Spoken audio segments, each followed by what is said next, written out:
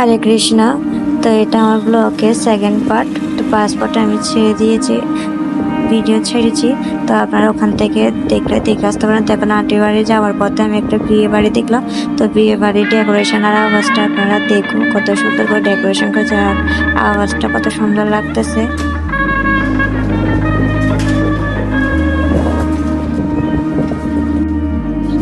তো এখন আমরা আন্টি বাড়িতে চলে আসছি।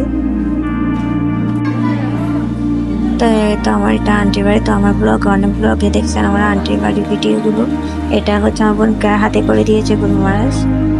তো এখন এখানে জামাই ষষ্ঠীর রিচুয়াল চলতেছে। তো কিভাবে সাজাচ্ছে দেখবো, আমি জানি না, কখনো এই পাশ দেখলাম জামাই ষষ্ঠীর রিচুয়ালগুলো। অনেক কিছু ছিল, মিষ্টি, সিঙ্গারা, অন্য রকমের মিষ্টি, তারপর দই, আরো অনেক রকমের। তো দেখুন, আমি প্রথম দেখলাম। আপনারা কে কে এর আগে জামাই ষষ্ঠী পালন করছেন এমন দেখছেন?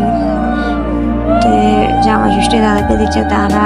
আর যেটা প্রথমে এখন আকুড়া দিয়ে বরণ করতেছে, ওটা আমার কাকুর পাশে, এটা আমার দাদা হয়, তো ওদের জামাই হয়। তো জামাই ষষ্ঠী উপলক্ষে আমার আন্টির বাড়িতে আজকে খাওয়া দাওয়া হলো। তো কাদের ঘরে আজকে জামাই ষষ্ঠী পালন করা হলো অবশ্যই কমেন্টে বলবেন। এই রিচুয়ালগুলো দেখতে খুব ভালো লাগে।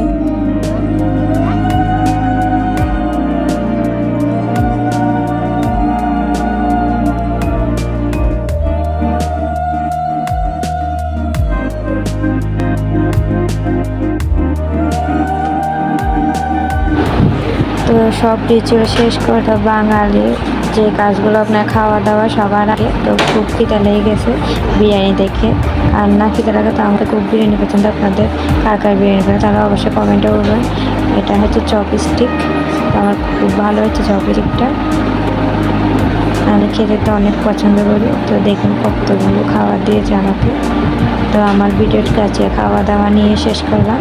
তো কোথা থেকে আমার ভিডিওটা দেখছেন অবশ্যই কমেন্টে বলবেন। আর সবাই হরে কৃষ্ণ বলে যাবেন কমেন্টে। হরে কৃষ্ণ।